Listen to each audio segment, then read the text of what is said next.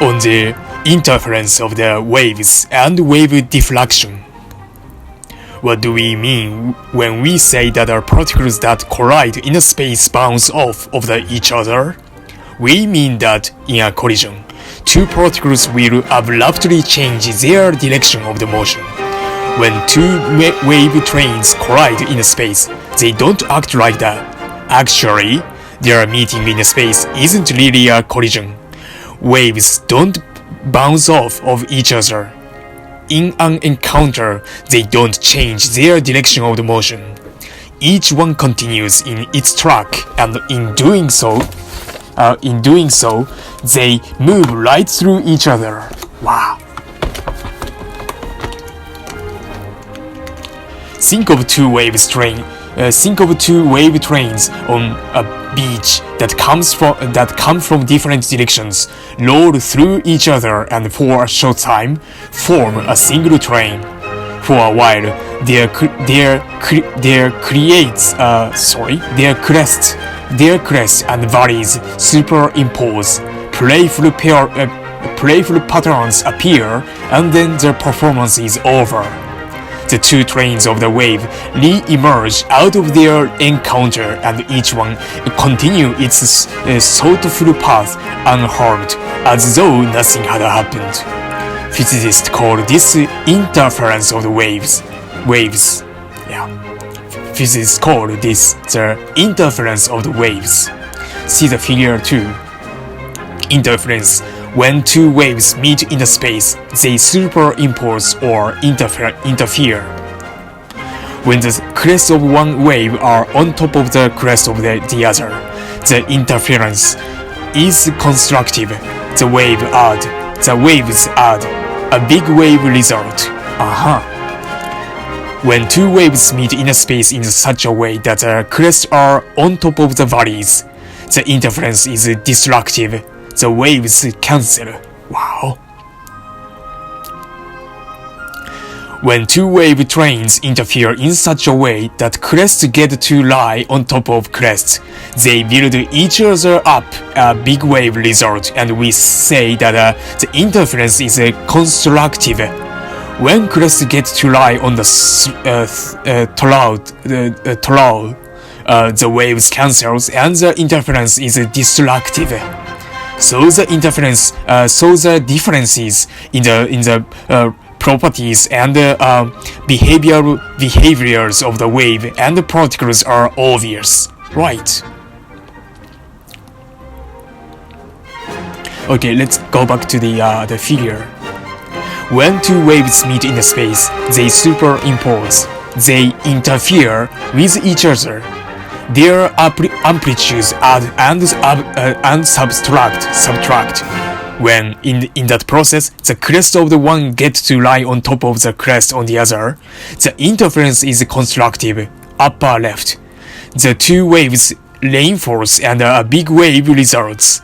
When waves crest gets to lie on top of the valleys, the interference is destructive, upper right, and the wave wipe each other out. The surface of the ocean can be like an interference pattern. In some places, the waves reinforce. In others, they cancel. Interference is an addition and a subtraction of wave amplitudes. Right. So,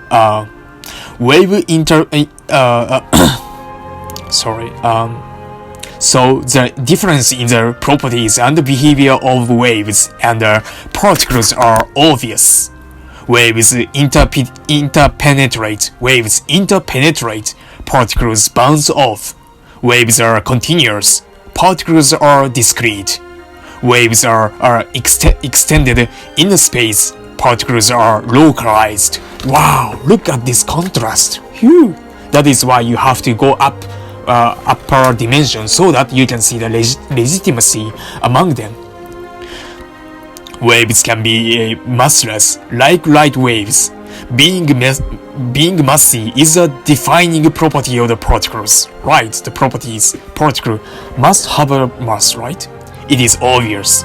One thing shouldn't have the properties of both particle and of waves. With this, we have acquired nearly all the tools we need to define the concept of the potentiality in physics. To conclude the exercise, there is just one more item to consider, which has to do with the way in which waves behave when they hit an impenetrable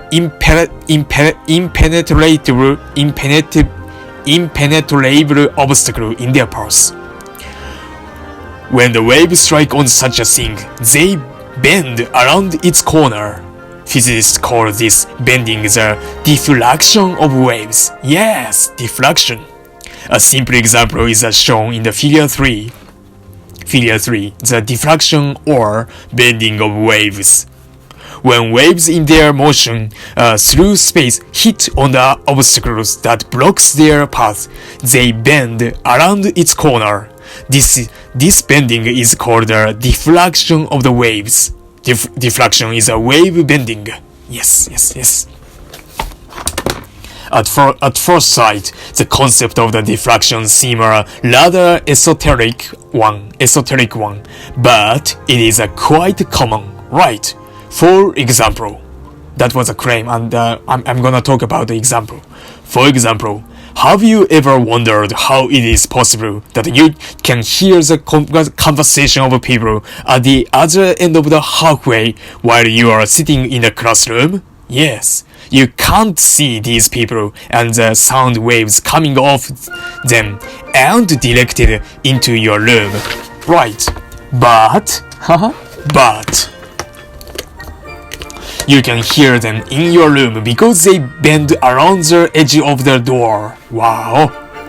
On the internet, you can find beautiful pictures of the wave rolling in from the ocean and bending around the corner of some wall. For example, a harbor wall. Another example of a bending wave is observed when a light beam hits a wall with a slit in it. In that case, the beam doesn't just shine through the slit as though nothing had happened. Its wave bends around the corner. The light is deflected. The deflection of light by slits has an important consequence. Behind an irradiated slit, light spreads out right and left, and in all directions. See figure 4. You might describe this by saying that an irradiated slit is a source of light waves that spread out in all directions. Wow! Figure 4. The deflection of the waves by a slit. Waves running through a slit in a wall bend around its corners and spread out in all directions behind the slit. The slit becomes the source of circular waves. Wow!